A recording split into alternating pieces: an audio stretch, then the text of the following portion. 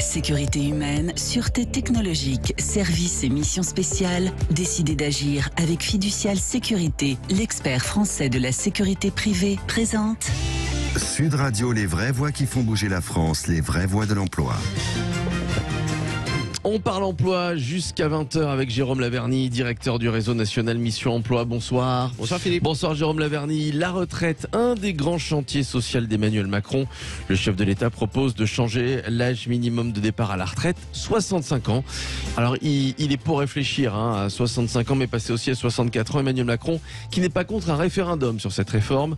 Les syndicats, eux, sont toujours très hostiles. Et la socialiste Valérie Rabault a même refusé à Emmanuel Macron le poste de Premier ministre. Pour cette raison, impossible pour elle de défendre une réforme des retraites à 65 ans. Ce soir, on vous pose cette question. Quel est l'âge, selon vous, idéal de départ à la retraite? 60, 62 ou 64 ans? Vous votez sur les réseaux sociaux, le compte Twitter de Sud Radio. Vous votez déjà beaucoup. Pour l'instant, vous êtes 71% à trouver que l'âge idéal est de 60 ans, 23% pour 62 ans. Une toute petite minorité, 6% qui aimerait partir à la retraite à 64 ans. Vous continuez de voter sur Twitter et puis surtout, vous nous appelez pour réagir 0826 300 300. L'âge idéal de départ à la retraite. On en débat avec nos invités que je vous présente tout de suite. Michel Bogas qui est avec nous. Bonsoir. Oui, bonsoir. Bonsoir à vous Michel Bogas, bienvenue, secrétaire confédéral du syndicat Force Ouvrière, chargé de l'emploi. Sébastien Ley est là, entrepreneur, chercheur associé à l'Institut Thomas More. Bonsoir Sébastien Ley. Bonsoir. Bonsoir à vous. Avant de vous donner la parole à tous les deux, Jérôme Laverny, je sais ce que vous allez me dire. Repousser l'âge de départ à la retraite alors que le gouvernement ne se préoccupe pas ou peu de l'emploi des seniors, on marche sur la tête. Quoi qu'il en soit, c'est sûr que vous le pensez. Oh oui, complètement. Voilà. Quoi qu'il en soit, pour être clair, et n'en déplaise à Philippe David, ce n'est pas ce soir que je vais chanter, mais plutôt déchanter. Car en réalité, si l'on a passé quelques émissions à se pencher sur les programmes électoraux de nos candidats avant le premier et le deuxième tour, et notamment en lien avec l'emploi, pour y faire le constat que tant dans le fond que dans la forme, c'était pas très brillant et on restait un petit peu sur notre faim. Il en va de même s'agissant des retraites, et on faisait le constat notamment de vieilles recettes qui étaient systématiquement égrenées. Constat d'ailleurs du fait que souvent les retraites étaient déconnectées de l'emploi. C'est dire combien l'emploi des seniors, jusqu'à une période récente, si souvent méprisé et pour autant fondamental dès lors qu'il s'agit d'avoir la perspective de reculer l'âge de la retraite est absolument incontournable, était négligé, et qu'il faut maintenant, alors maintenant on sent, il y a des signaux comme quoi il s'agit de se pencher, mais il n'y a pas de solution qui est proposée. Voilà. Et alors on a trouvé donc de vieilles recettes, et notamment ce fameux âge pivot. Voilà, 60, 64, 62, 65, c'est l'objet du vote de ce soir, et où il manque cruellement, où on manque cruellement de stratégie. D'abord, que dire de cet âge? Un certain nombre de partisans disent mais oui, mais enfin l'existence, l'espérance de vie recule, donc il faut fatalement, par voie de conséquence, reculer l'âge de la retraite. Non, si l'espérance de vie reculait, enfin se rétrécissait, est-ce qu'il faudrait envisager que nos enfants rentrent sur le marché du travail plus tôt? Non, il n'y a pas forcément, c'est un choix de vie, une stratégie. Alors j'entends bien les arguments financiers, faudrait-il les démontrer? Et si l'emploi des seniors était reboosté, et si tout court l'emploi, comme on en a discuté récemment, et le plein emploi était atteint, c'est l'objectif d'Emmanuel Macron dans 5 ans, voilà, de pouvoir financer au final un certain nombre de retraites. Bref, ce sujet est passionnant et mérite que on se penche un petit peu plus que de dégrainer comme ça simplement des chiffres en opérant un choix en fonction des postures politiques. Bon, alors tiens, parlons quand même, on va quand même un petit peu parler de chiffres avec vous Michel Bogas, et juste après avec Sébastien Ley. Vous me dites si je me trompe Michel Bogas, mais il y a quelques semaines apparemment une note du Conseil d'orientation des retraites a fuité, un document qui soulignait que les régimes de base des salariés du privé représentaient une part croissante de la richesse nationale, mais surtout que son déficit se creuserait continuellement, dans le pire des cas jusqu'à 0,8% du PIB en 2070. Est-ce que ce document, selon vous, reflète bien ce qu'il risquerait de se passer, Michel Bogas? Alors écoutez, sur les documents du corps, il faut savoir que le Conseil d'orientation des retraites prend plusieurs hypothèses, et qu'il y en a 3, et que donc là vous prenez la plus défavorable. D'accord. Parce qu'il y en a une qui dit que dès 2035, le système de retraite reviendrait au quasi-équilibre complètement équilibrée justement en 2070. Donc tout dépend en fait des chiffres économiques qu'on veut bien prendre, du taux de croissance, du taux de chômage, du taux de chômage, de l'espérance de vie, et donc tout ça c'est mis dans une petite machine. Et puis ce ne sont que des prévisions. On avait prévu des retours à l'équilibre, et puis personne n'avait prévu, par exemple, que 2 ans de crise de Covid allaient plutôt mettre la sécurité sociale dans son ensemble en danger. Déficit, ouais. Voilà. Donc les prévisions, faut les prendre pour ce qu'elles sont. La problématique de l'âge de départ à la retraite, c'est une problématique dogmatique en fait. Voilà, c'est ça le problème. C'est que à aujourd'hui, nous, ce qu'on dit à Force Ouverte, c'est qu'il n'y a pas besoin d'une réforme. Les régimes vont s'auto-équilibrer à terme parce que on raisonne en matière de retraite sur le long terme. Je rappelle que quelqu'un qui rentre sur le marché du travail aujourd'hui, il faudra qu'il cotise 43 ans. Et 2035, c'est demain, c'est dans 10 ans. Donc voilà, il n'y a pas, excusez-moi d'expression, il n'y a pas le feu à reculer l'âge de départ à la retraite. Oui. Et puis fatalement, quelqu'un qui rentre sur le marché du travail tardivement, comme c'est le cas en ce moment, c'est le cas de nos jeunes, pour avoir 42 ou 43 annuités à taux plein, fatalement, il aura sa retraite à 64 ans, Michel Bogas. Voilà, aujourd'hui, c'est entre 25 et 27 ans. 27 ans plus 43, ça fait même un peu plus de 65 ans. Voilà. Donc pas besoin de réforme. Selon vous, tiens, d'ailleurs, vous avez dit la réforme des retraites n'a pas vocation à combler le déficit des retraites, mais plutôt à financer d'autres dépenses sociales. Vous pensez toujours ? C'est pas nous qui le disons, c'est ce qu'a dit le président de la République. Voilà. Donc, en fait, c'est surtout la réforme, si elle existe, c'est surtout pour remplir les obligations de la France vis-à-vis de la Commission européenne, le fameux 3% de déficit public. Voilà, c'est surtout pour donner des gages à l'Europe qui a donné, pendant la crise Covid, il faut le reconnaître, des subventions importantes, plusieurs milliards d'euros pour que l'économie française puisse continuer à vivre comme il faut, par exemple avec l'activité partielle pour les salariés. Ouais. Il y a des concertations prévues avec le président de la République, avec le futur gouvernement, sûrement. Est-ce qu'il y a déjà des dates de prévues ou pas, Michel Bogas ? Non, il n'y a aucune date de prévue à ce jour. Le président de la République vient d'être élu. Il a dit qu'il y aurait des concertations. Reste à savoir ce qu'on appelle des concertations. Si tout est décidé au niveau gouvernemental et qu'ensuite on n'a plus qu'à dire, il faut bouger tel et tel paramètre. Par exemple, c'est 65 ans pour tout le monde, mais si on peut gagner pour les carrières longues, ceux qui commencent tôt, quelques années. Pour pouvoir partir plus tôt, c'est ce qui existe déjà aujourd'hui. Donc ça, c'est pas de la vraie concertation. Une vraie concertation, c'est on se met tous autour d'une table et on explique au gouvernement pourquoi il ne faut pas reculer l'âge de départ à la retraite. Parce qu'on a parlé justement d'espérance de vie. Dont on ne parle pas, c'est l'espérance de vie en bonne santé. Et à aujourd'hui, l'espérance de vie en bonne santé des Français, c'est 62 ans. Oui. Oui.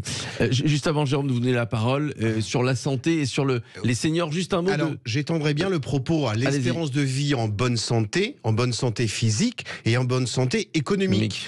Car si on veut bien faire référence au fait que l'espérance de vie croît, et c'est tant mieux, les seniors d'aujourd'hui ne sont pas ceux d'hier. On voit des gens aujourd'hui qui ont des retraites misérables, mais qui ont pu, parce que ayant accédé à la propriété, notamment beaucoup de femmes, et ayant accédé à la propriété, grosso modo, aujourd'hui, survivre, s'en sortir. Mais c'est de moins en moins le cas aujourd'hui. Mais voilà, le problème, c'est que les seniors d'aujourd'hui n'ont pas eu accès avec une aussi grande proportion à la propriété immobilière. Et donc, on peut gager que devenant retraités, vont se retrouver dans des situations financières d'extrême précarité. Oui.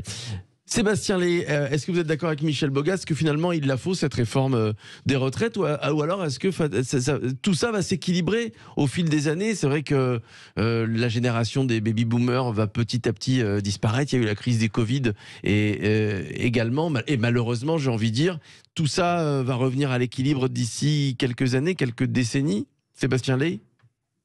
Premier point, j'observe d'abord les vicissitudes, je dirais, du débat public en la matière depuis des années et surtout les contradictions d'Emmanuel Macron. Je vous rappellerai quand même qu'Emmanuel Macron, il a fait campagne en 2017 en expliquant aux autres camps politiques que toute cette réflexion sur l'âge pivot, c'était stupide et que lui allait faire une belle et grande réforme systémique qu'il appelait la réforme de la retraite par points. Oui. Non seulement ça a été rejeté par les mouvements sociaux, mais surtout, comme ça n'existe nulle part ailleurs, bien évidemment, il n'a pas réussi à mettre en place ce système en France. Donc on a perdu 5 ans. Aujourd'hui, il revient avec une nouvelle réforme dite paramétrique. C'est en gros ce que la droite, probablement au pouvoir, aurait pu faire. Et la question qu'il faut se poser, effectivement, comme vous invitez, et j'aimerais le faire en tant qu'économiste, c'est la question de l'urgence de cette réforme ou pas. Aujourd'hui, quand on regarde l'équilibre des régimes de retraite, il faut distinguer deux blocs. Le bloc public, fonctionnaire, le bloc privé.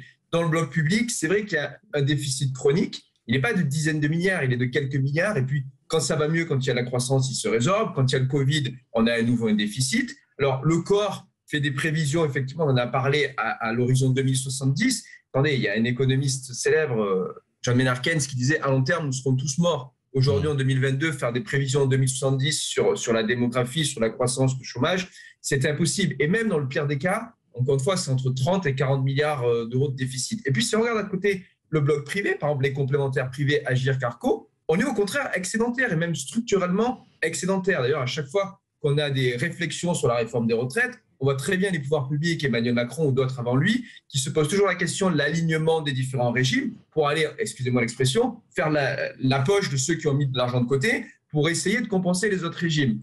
Et donc, la question fondamentale, c'est pourquoi aujourd'hui, il y aurait une urgence à mener cette réforme. Là, aujourd'hui, au jour d'aujourd'hui, en 2022, strictement aucune, si ce n'est faire peur aux gens sur la démographie. Alors, pourquoi on remet cette réforme au goût du jour? C'est parce que le système français, qui ne comporte pas ou très peu de capitalisation comme les autres pays, qui a un système de retraite par répartition, il passe par la sphère publique. Et comme c'est un gros morceau dans notre sphère publique, plus gros d'ailleurs qu'ailleurs, c'est 15% du PIB contre 10% du PIB par exemple en Allemagne, ça pèse sur les finances publiques. Et dans un pays qui n'arrive pas à contrôler ses finances publiques, qui essaye un petit peu, on se rappelle ce qu'Emmanuel Macron a fait sur les APL, etc. En gros, il n'y est pas arrivé, c'est un constat d'échec, il n'arrive pas à maîtriser la dépense publique, et simplement, vous avez une approche assez technocratique qui consiste à dire, finalement, il y a un endroit où on peut économiser de l'argent, c'est sur les retraites, parce qu'on sait que si on rajoute une année de plus, si on passe à 64 ans, in fine, on va gagner 10 milliards d'euros. Alors, selon le corps, le passage de la retraite à 65 ans économiserait 1,2 point de PIB. C'est ce que vous dites, Sébastien Lay, ce que cherche à faire Emmanuel Macron, c'est économiser du PIB, des points de PIB? Exactement, et des points de déficit que nous n'arrivons pas à réduire, parce que je vous rappelle que le déficit cette année a été encore voté sur une base de 5% du PIB, mais avec le ralentissement actuel de la croissance, on sera probablement à 6%.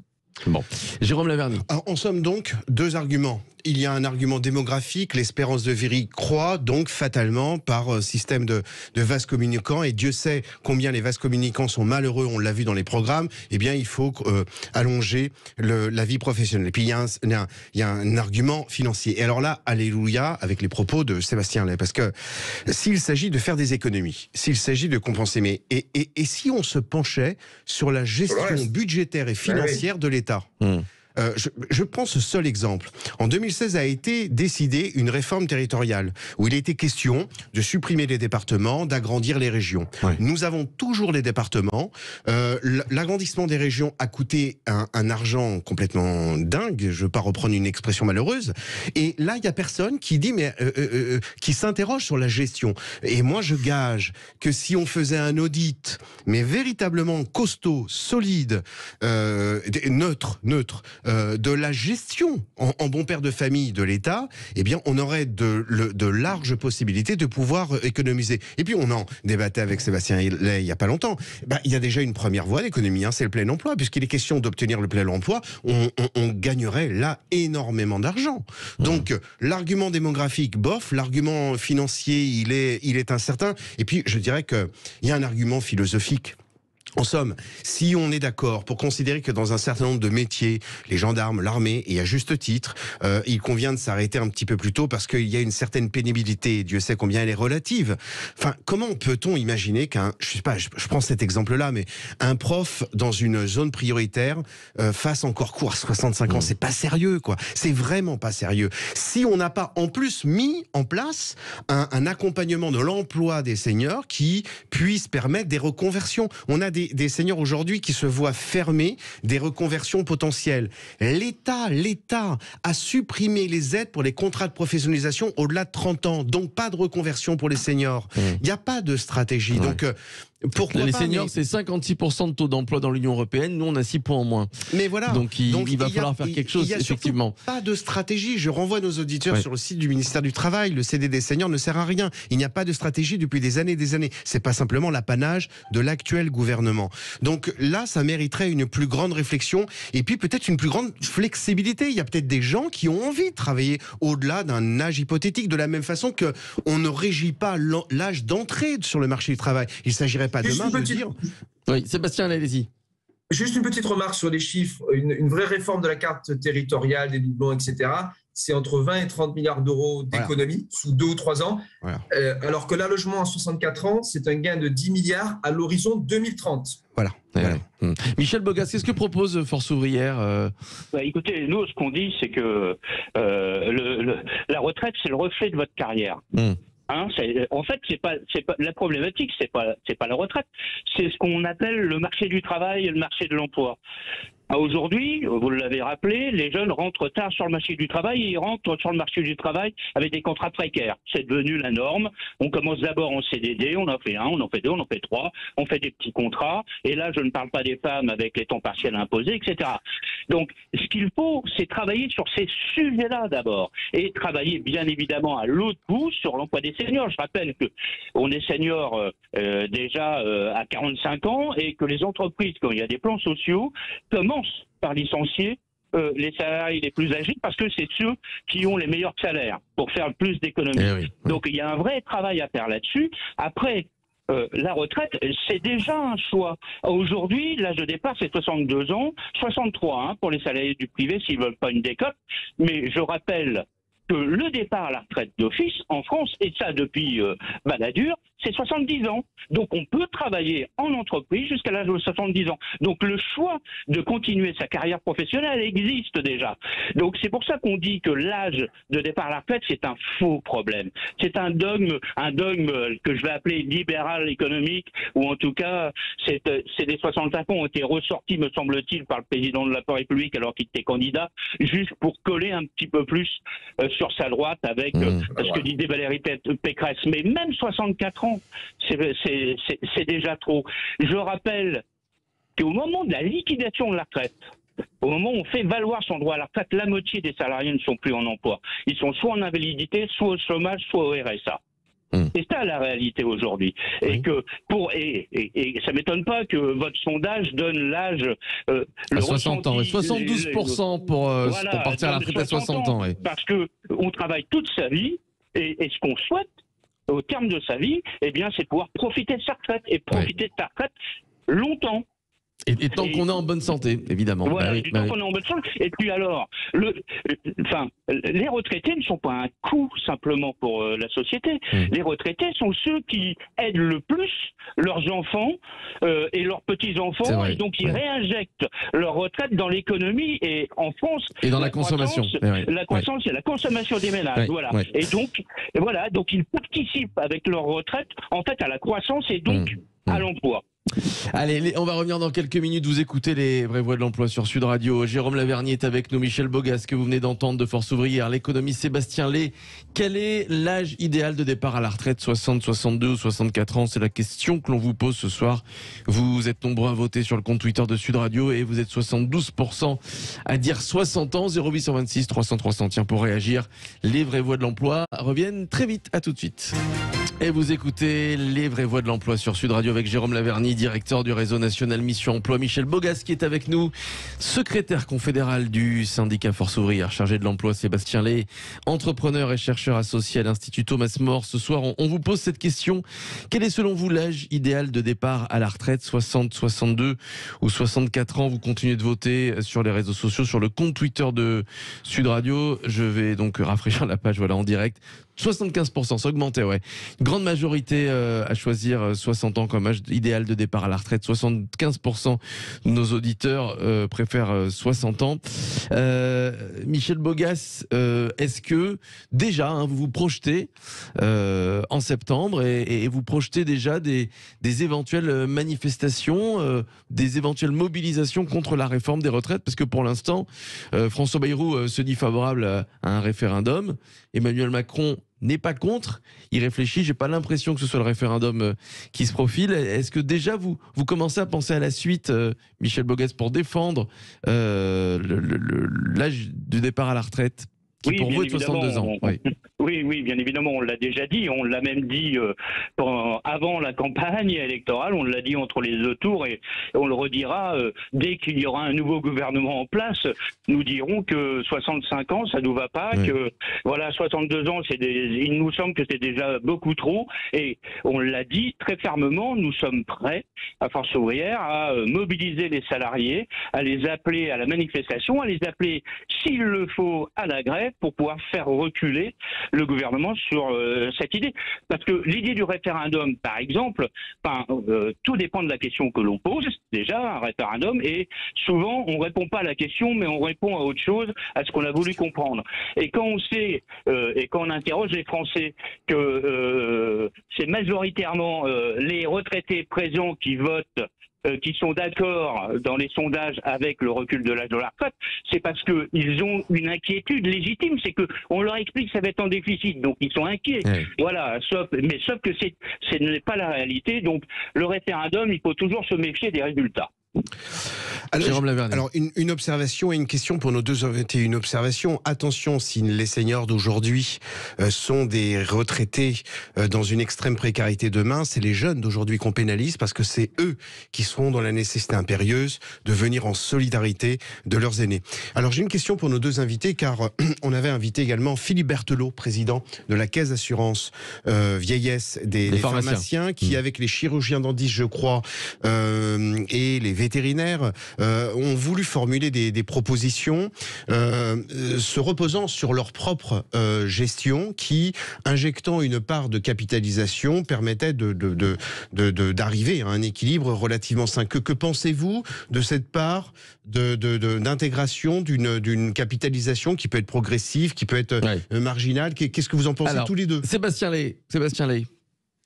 Je vais peut-être commencer par répondre. Oui, alors moi, je suis déjà connu dans le débat public comme défendant le sujet de la capitalisation parce qu'on parle de l'âge de départ à la retraite, mais le véritable sujet, c'est le niveau des pensions et le pouvoir d'achat des retraités et pas uniquement les retraités actuels qui, effectivement, ont peur un petit peu de ce discours anxiogène sur les retraites et encore plus dans un contexte inflationniste, mais plutôt les retraites qui arriveront dans 10 ou 20 ans. C'est là où va se poser le problème du niveau des pensions. Exactement. Et un des moyens d'élever le niveau des pensions, c'est effectivement faire comme dans d'autres pays, avoir au moins un mix entre la répartition actuelle et la capitalisation. On a ouvert un petit peu de capitalisation pour les fonctionnaires avec le mécanisme de l'ERAF. Et l'idée, ça serait par exemple, de généraliser ce dispositif peut-être à tous les salariés. Alors, on ne va pas arriver à un système à l'anglo-saxonne, mais l'idée, si on le met en place sur les prochaines années, sur ce quinquennat, c'est que par exemple, en année 10, on arrive à avoir à peu près 80% de répartition, 20% de capitalisation.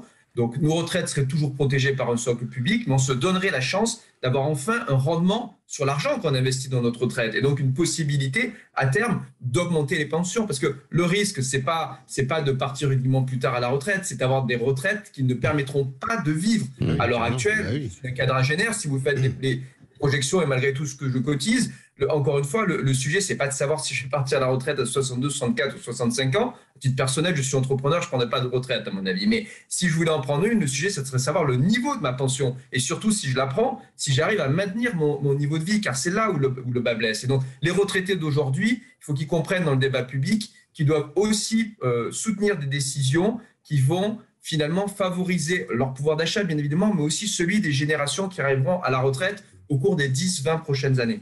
Même question à Michel Bogas qui est avec nous.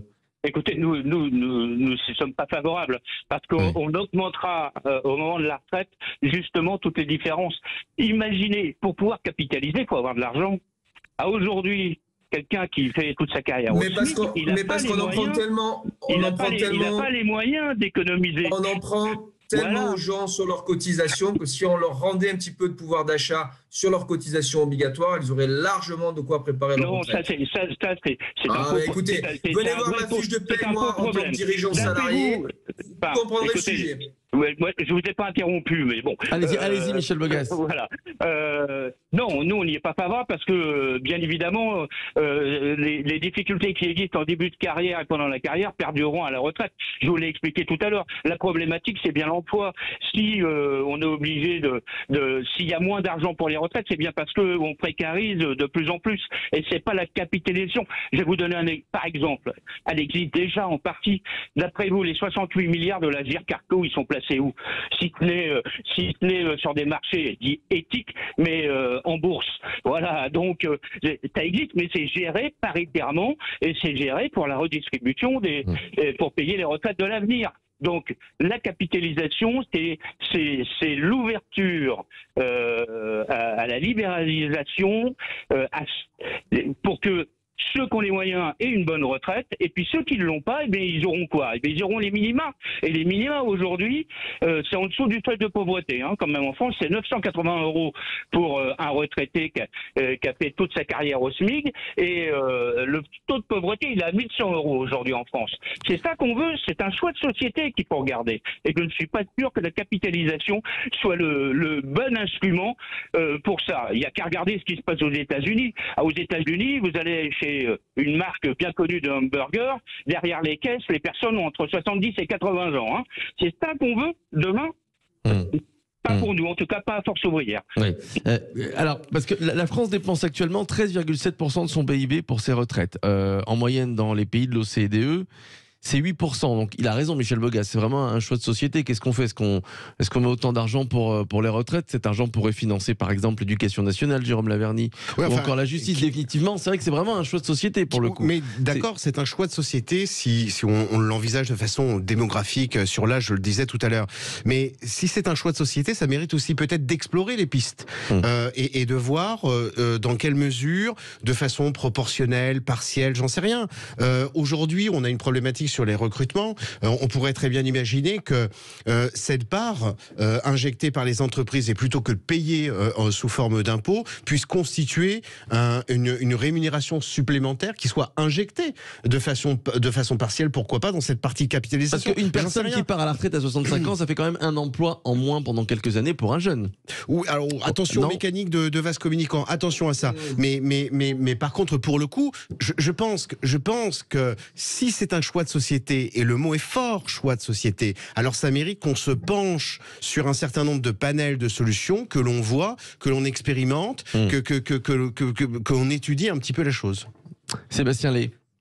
Attention à ces raisonnements, effectivement, en vase communicant, l'idée de toujours partager le même gâteau. On aurait pu parler de la réduction du temps de travail. On a toujours eu ces débats-là en France aussi entre économistes, syndicalistes sur la réduction du temps de travail. Dans les faits, ça ne fonctionne pas ainsi, on le sait très bien. Deuxième point, on a utilisé une expression fondamentale, celle de choix de société. Mais attendez, il est où le choix? Quand est-ce qu'on en débat? Quand est-ce qu'on débat justement de ces différentes alternatives? Vous êtes en train de m'expliquer que le choix, il a été fait en 1945, des décennies avant ma naissance. Et donc, à quel moment, moi, en tant que citoyen, j'ai été consulté sur ce choix, que ce soit en tant que citoyen lambda ou même en tant qu'économiste, entrepreneur, qui discute de ces questions et qui, au plus haut niveau, discute de ces questions? On a sans cesse des grands conclaves sociaux, des Grenelles, etc. Mais à quel moment est-ce qu'on remet à plat notre système social et qu'on en discute, qu'on se pose les questions de savoir si tout cela est bien adapté d'ailleurs à la marge du monde actuel, à la pénibilité des différents emplois et surtout au désir des gens. Donc, si on parle de choix de société, encore faut-il avoir une société capable aussi en France de rediscuter tous ces choix-là. Alors, malheureusement,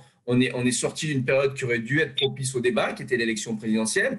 À nouveau, comme il y a 5 ans auparavant, on a finalement occulté toute forme de débat. Et il me semble que le fait d'occulter le débat sur les retraites pour ensuite revenir de manière un peu unilatérale de la part d'Emmanuel Macron sur cette réforme paramétrique, ça me paraît cavalier. Le mot de la fin, Michel Bogas, qu'est-ce que vous attendez, vous, de ce futur gouvernement sur la réforme des retraites?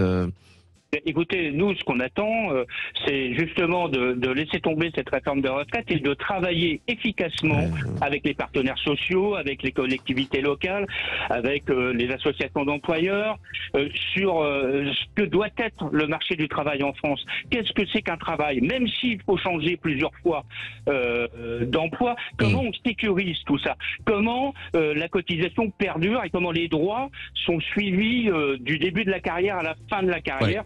comment on fait rentrer les jeunes sur le marché du travail avec des emplois pérennes, comment on conserve les seniors au travail sans avoir à les licencier avec des aménagements de fin de carrière, etc. Il y a effectivement toute une réflexion à faire autour de tout ça et travaillons sur l'emploi et je pense que dès qu'on aura travaillé sur l'emploi, eh bien on réglera les problèmes de déficit de la sécurité sociale et des retraites et de bien d'autres. Merci Michel Bogas.